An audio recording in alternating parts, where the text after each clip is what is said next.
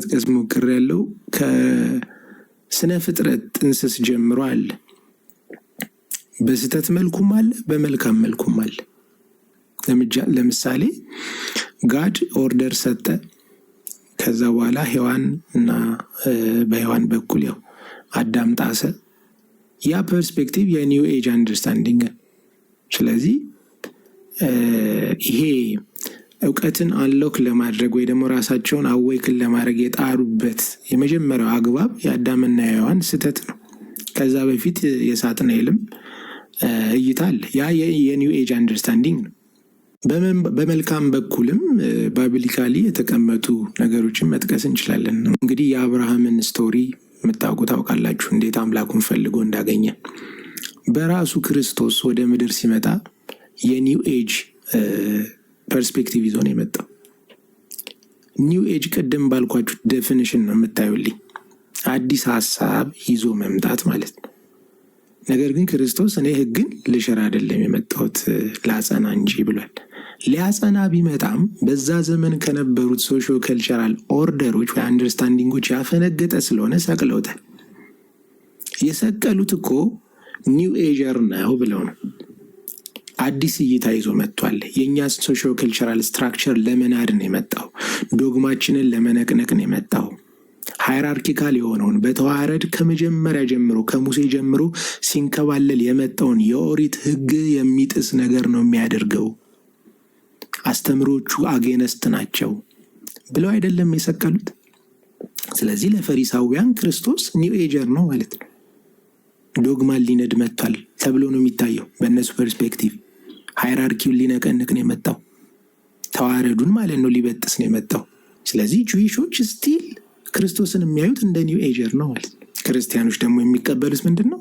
ሕግን ልንድ አልመጣውም ላጸና እንጂ ብለው ባላንስ ይሰራሉ፣ ኮምፕሊመንት ይፈጥራሉ ማለት ነው። ምን መሰለ ትልቁ ፖይንት ይሄ ኢንላይትመንት የሚባለው ወይም ደግሞ የብርሃን ዘመን የሚባለው ነገር ውስጥ ሲመጣ ምንድን ነው? አዌክ መሆን መንቃት ወደሚባል ውስጥ ነው የምትገባው።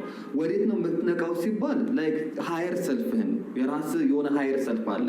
ሜታፊዚክስ ወይም ዲባ አካል ብለን የምንጠራው ማለት ነው። ከዚህ ከሚታየው ቦዲ ወይም ደግሞ ሰው ቦዲ ማይንድ እና ስፒሪት አይደል ሶል የምንለው። ከነዚህ ውጪ ሌላ አለ። አንተ ቦዲህን አይደለህም፣ ተሽይህን አይደለም ነው ይሄን አይደለም፣ ጭንቅላትህንም አይደለም። ጭንቅላትህም ኢጎ ነው። ከዚህ ሌላ ፐርሰናሊቲ አለ። በሌላ ምን ማለት ነው? ኢነርጂ ብለን የምንጠራው ቃል አለ። ኤቭሪቲንግ ኢዝ ኢነርጂ ተብሎ ነው የሚወራው። እዚህ ጋር ያለውን ትልቁን ከልት ልንገርህ፣ ለሌላውም በጣም ከልት ሊሆናቸው ኤቭሪቲንግ ኢዝ ኢነርጂ ተብሎ ይታመናል። ምን ማለት ነው? ኤቭሪቲንግ ኢዝ ኢነርጂ ማለት በእኔና ከዚህ በፊትም ተናግሬዋለሁ። በዚህ ጠረጴዛ ወይም በዚህ ሶፋ መካከል ያለው ልዩነት የቁጥሮች ልዩነት ነው። ሁላችንም የመጣ ነው ከአተም ነው፣ ከጥቃቅን አተሞች ነው። ስለዚህ በነዛ አተሞች ውስጥ የሚገኘው የኤሌክትሮን የፕሮቶን እና የኒውትሮን ቁጥሮች ልዩነት እኔን ሰው አደረገኝ፣ መኪናውን መኪና አደረገው። ስለዚህ ሰው አንድን ነገር ከፈለገ ለዛ መኪና የሚስማማ እዛ ቁጥር ውስጥ ያለውን ነገር መልቀቅ ነው ያለበት ተብሎ ነው የሚታመነው። ፍሪኩዌንሲ እርግብግቢት ብለን እንጠራዋለን። ስለዚህ ያን ካደረገው ያመጣዋል ነው። እዚህ ጋር ትልቁ እርግማን ምንድን ነው መሰለ? በአንተና በእግዚአብሔር መካከል ያለው ዲፍረንስ ምንድን ነው? ኤቭሪቲንግ ኢዝ ኢነርጂ ከተባለ እኔም ኢነርጂ ነኝ፣ እግዚአብሔርም ኢነርጂ ነው፣ ኃይል ነን ሁለታችንም። ኢነርጂ አይፈጠርም፣ አይጠፋም። እንትኑም ፊዚክሱም እንደዛ ነው የሚለው። ኢነርጂ በባህሪው የሚፈጠር አይደለም፣ የሚጠፋም አይደለም፣ ቼንጅ ነው የሚደረገው፣ የሚለወጥ ነው። ስለዚህ ኢነርጂ የማይፈጠርና የማይጠፋ ከሆነ ቼንጅ የሚደረግ ከሆነ እኔም የመጣሁት ከየት ነው ማለት ነው? ከኢነርጂ ከሚባሉ ነገር ውስጥ ነው የመጣሁት የሚል አስተሳሰብ አለ። ከዛ ፈጣሪም ኢነርጂ ስለሆነ ከሱ የተከፈልኩኝ ስለሆነ አም ካይንድ ኦፍ ጋድ ማለት ነው።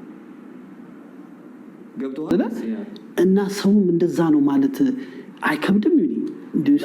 እግዚአብሔር የፈጠረው በዛ ላይ ደግሞ እንድትመልስልኝ መንፈሳዊ ነገርም ስለሆነ እግዚአብሔር ሉዓላዊ አምላክ ፈጣሪ ነው። ከፍጡር ጋር አይወዳደርም። አሁን ብዙ ሰዎች ሃይማኖታዊ ነገር እግዚአብሔር በቃ ዝቅ ብሎ በክርስቶስ መልክም ስለመጣ እንደ ፍጡርም ሊያዩት የሚፈልጉ እኮ አሉ።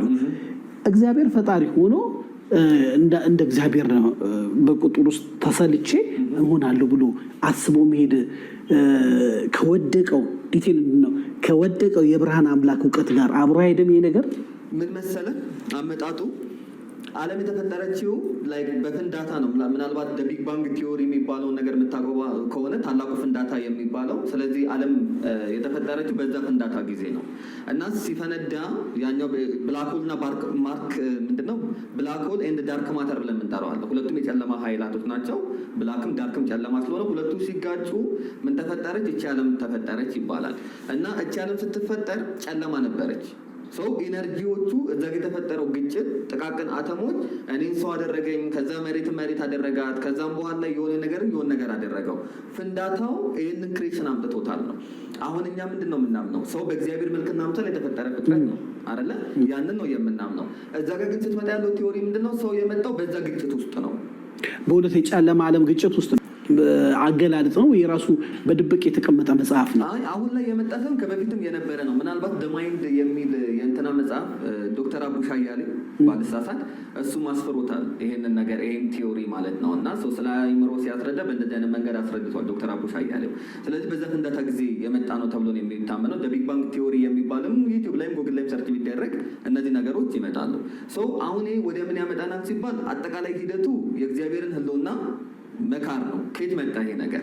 በ17ኛው ክፍለ ዘመን ላይ የጀመረ ቲዮሪ ነው። ላይክ ሪዝን ኤንድ ሎጂክ የሚባሉት ነገሮች ሲመጡ ምን ማለት ነው? እያንዳንዱን ነገር በሪዝን እንመዝን የሚለውን ነገር ሲያመጡት ነው። ምን አይነት እንትን መጣ? እግዜር ቢኖር እንኳን መመዘን ያለበት በምንድን ነው? በሪዝን ነው።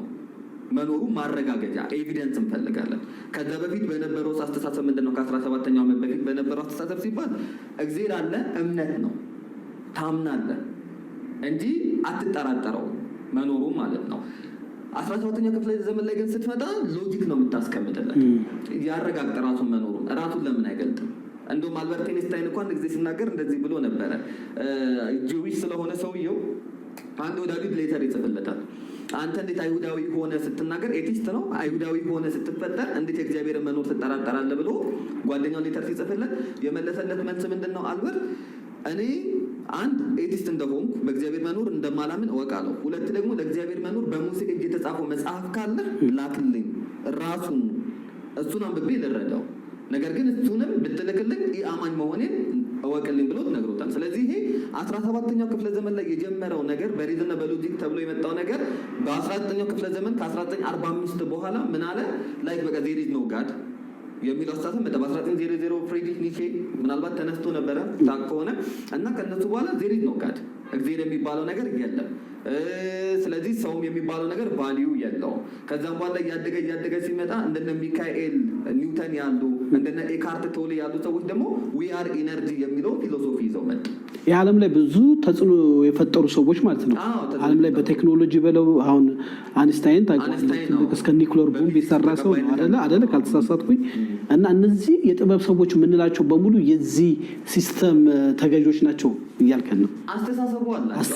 አሁን እንደዚህ አይነት በዛ ጊዜ ላይ ምናልባት ኒው ኤጅ ሪሊጅን ተብሎ የለም፣ ግን ኒው ኤጅ ተውት ነው፣ ሀሳብ ነው፣ የአዲሱ ዘመን አስተሳሰብ ተብሎ ነው የሚመጣው። አሁን ላይ ነው ኒው ኤጅ ሪሊጅን። እኔም ይሄን ነገር በደንብ ያወቅኩትኝ ኦልሞስት 6 ወር 7 ወር ገደማ ነው። በደንብ መርምሬ ኒው ኤጅ የሚባለውን ነገር ሳራምዳቸው የነበሩት ነገሮች የኒው ኤጅ ሪሊጅን ምልክቶች እንደሆነ የገቡኝ ያኔ ነው። ከሆነ አካል ጋር እየተገናኙ እንደሆነ ነበረ ማቅ ለእኔ ማለት ነው። ስለዚህ ስትጸልይ እግዚአብሔር ብላ ትጣራም እኮ ሜዲቴሽን ስታደርግ እግዚአብሔርን አይደለም ሜዲቴት የምታደርገው ማንም ነው። በቃ ሴጣንን ነው። በቃ እግዚአብሔርን ካልነ ሴጣንን ነው የምታደርገው። ሌላ ቅድም ብለሃል። ስለዚህ አንተ በነበረ የህይወት ልምምድ ሴጣንን ጠርታል ማለት ነው። ያስፈራል ቃሉ ግን አይ ነው የለበትም እኮ አሁን ከሌለበት ስለሌለበት ሳይሆን ቃሉ ያስፈራል። አሁን ተራራ ላይ ወጥቼ እንዳደረግ ነበር ብለሃል። ሜዲቴሽን እናደርጋለን። ሜዲቴሽን አኮርዲንግ ቱ ባይብል ለምሳሌ ማሰላሰል የሚባለው ነገር እኮ ዳዊት አይደለ ህግን በቀንና በሌሊት አሰላስላለሁ።